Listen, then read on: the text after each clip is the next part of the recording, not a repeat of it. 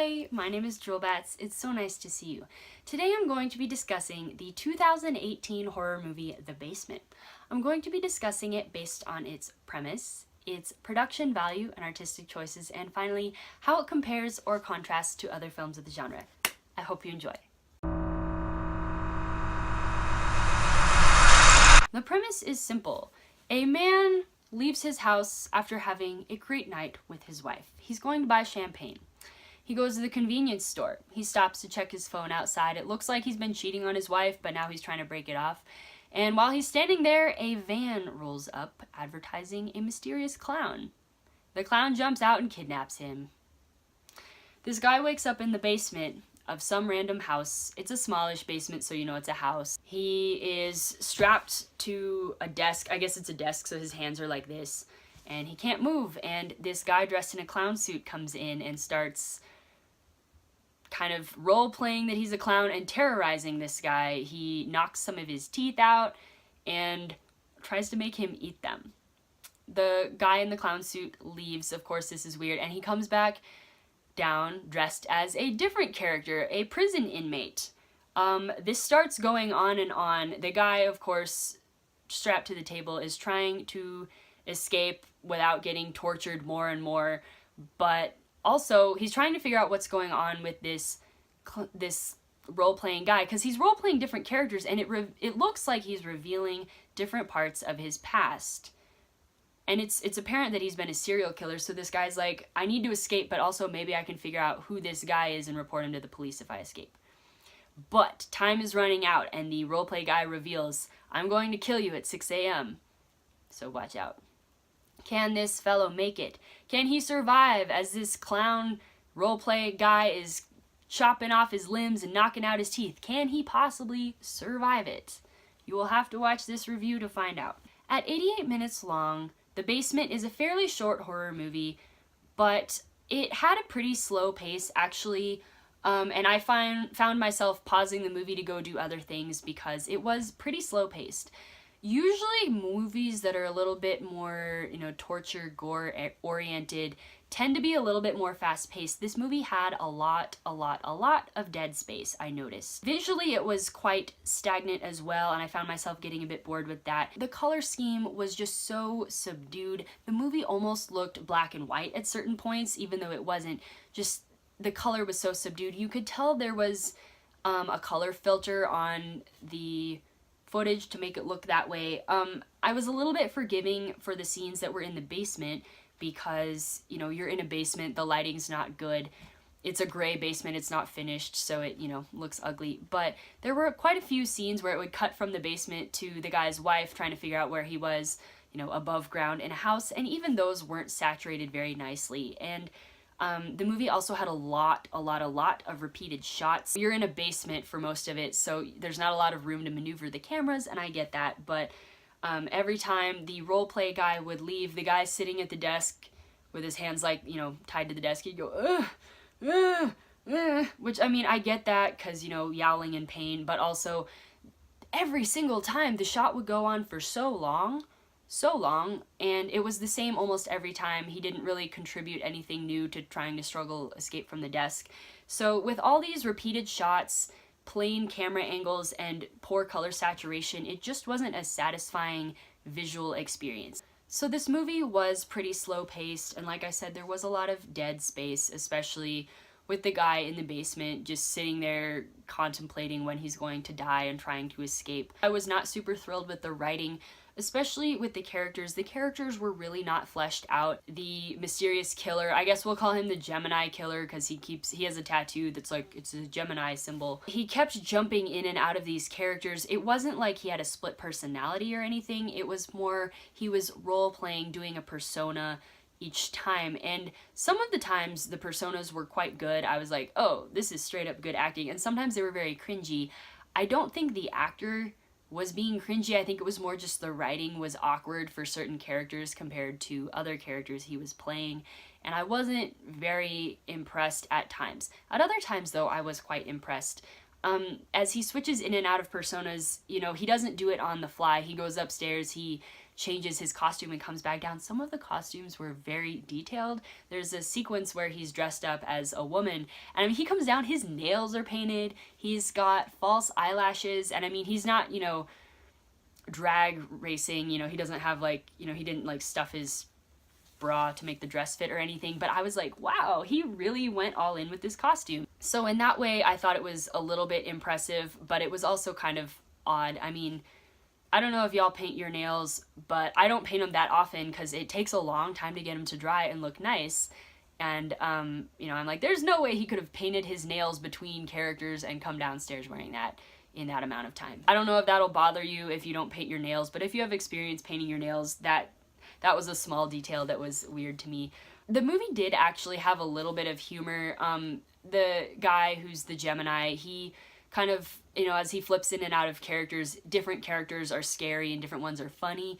At one point he's playing this doctor character who, the Gemini guy previously chopped the fingers off of this guy who's trapped down there, and then as a doctor character he comes in to sew him up, which is kind of, you know, you'd think that's a little odd, but anyway, he came in to do that, and he was giving this guy all this advice that's, you know, totally wrong first aid advice, like, oh, if you chop your fingers off, you need to either put them on ice or throw them in milk so that we can reattach them. Everyone knows this, or most people do. If you throw a severed limb onto ice, it'll instantly kill the tissue and you can't reattach it. And don't throw it in milk because that'll infect it.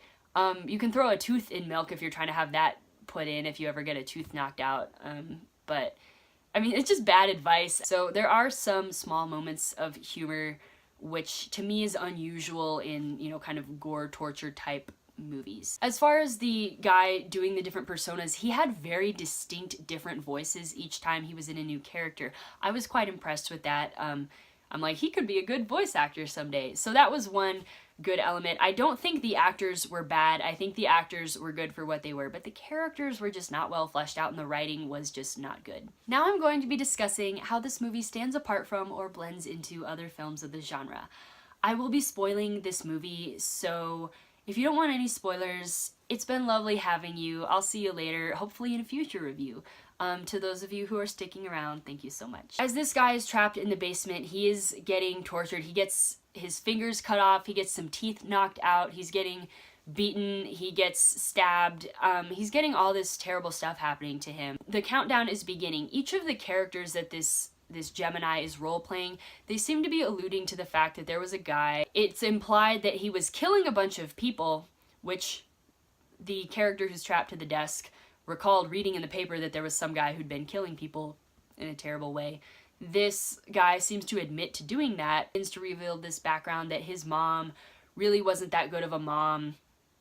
She was in bad circumstances because their dad left, and she, you know, brought home a boyfriend, and he would kind of like beat the mom, I guess. And anyway, one Christmas or around Christmas time, he attacked the children. He beat the little boy, Gary or whatever, and he raped the little sister. The sister began to have tons of, you know, problems after that kind of terrible traumatic event, and the mom was unable to protect them, and it just kind of traumatized this guy and made him become evil.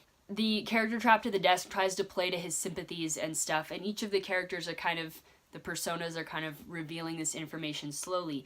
Of course, you think this is leading up to a big dramatic reveal. In the end, the guy who's trapped to the desk, he does not get away and he is killed. And then there's a cut scene to a month earlier. The guy's wife is in the kitchen talking to this serial killer, Gemini, and it turns out it's her twin brother, and they've been separated for a long time. And she's like, hey, I found out my husband's cheating. Will you kill him? I have a prenup. So he does it. I know. I thought it was kind of cool that they had that connection leading up to it, and I think the notion of a villain who role plays, not he has different personas, but he's just role playing to like mess with people. I thought that was cool. But you're setting up this, they were setting up this story that didn't really lead in a conclusive direction to anywhere that you think it's going. He's kind of making it sound like he's killed a bunch of people and he knows he's going to jail, but obviously he's not going to jail. He's never been caught by the police, so his interactions, you know, because if he'd been caught by the police, he'd be in jail or dead. He's making this story like, you know, I was separated from my sister and she's doing terribly. His sister in real life is this guy's wife. She's beautiful. She's very done up. She's articulate. She's got a prenup, so she's all set for when her cheating husband dies. She's got it all going on, and she seems very put together. One of the issues that I had with this movie is that, you know, it's advertised as being kind of like a torture gore movie. I personally don't like super gory stuff, really. That's just a personal taste, but sometimes I'll watch it just to, you know, get me out of my comfort zone. This movie, I was expecting it to be pretty bad. It really wasn't.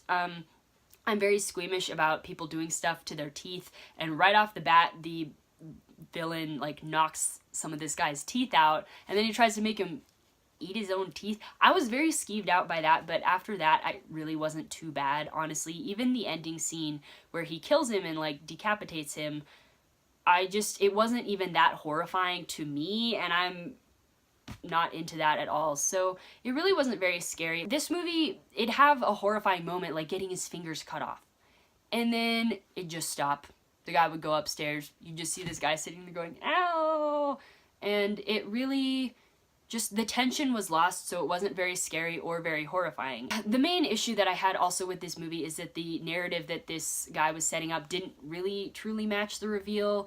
You know, he said, you know, my sister is doing terribly, but it's pretty obvious that the girl is doing fine, and she's cool. Like, she's like, yeah, who else is a twin brother who's a psychopath? Like, she's doing well. She's almost creepily into it, and that's just not the narrative he was leading up to. So as an audience member, you're invested in finding out what's going on with this story. You're really invested. You're like, oh, I want to know, like, more about this guy, like, oh. And then it's not even accurate. He's been an unreliable narrator, so to say. He's not a narrator, but you know what I mean. So in that way, it was kind of a letdown, and I feel like the ending didn't super match up to what we were expecting. So the way this character switched in and out of personas, to me, calls to mind the movie Split and the movie Glass, but these M. Night Shyamalan movies about this character with multiple split personalities, that character, of course, jumped in and out of personalities quite quickly. This one, because it wasn't his personality, it was a persona, he had to go get ready and stuff. While Split was more interesting, obviously it goes for shock value, and it's not necessarily super accurate to the actual conditions the characters experienced. I thought it was, you know, interesting for movies, but, and I like James McAvoy as an actor. The way he jumped in and out, some of the characters were quite cringy to me. I don't know how else to say that.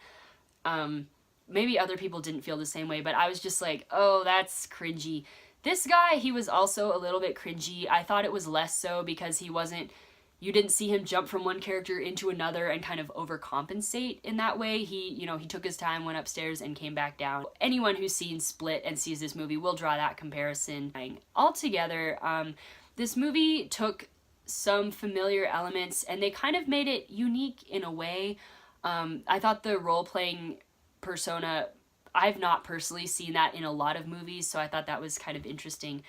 But altogether, the movie, it didn't flow super well. There was a lot of dead space. Ultimately, it wasn't that scary. The main shocking thing for me was the teeth thing, and also the way that the sister's sexual assault was described. That was quite shocking to me. I just didn't think that the movie did a good job of being actually scary. It didn't keep the tension up. There was a lot of dead space. It got very repetitive with a lot of these shots, and the characters were just not detailed. So I personally did not like the movie that much. If I had to rate this movie, I would only give it maybe a 1.5 out of 5. I would love to hear what you guys have to say. Have you seen this movie? Are you thinking about seeing this movie? Have you seen movies that sound similar to you? Have you seen movies with serial killers using the personas? Not because it's a mental disorder for them, but just because they feel like it. Let me know your thoughts. I'd love to hear what you have to say if you have anything to say. Anyway, thank you so much for watching. I hope this review was helpful to you in deciding if this movie is something for you or not. I hope that you enjoyed this review, and please like this video if you liked it. It makes me happy. And please comment if you have anything to say.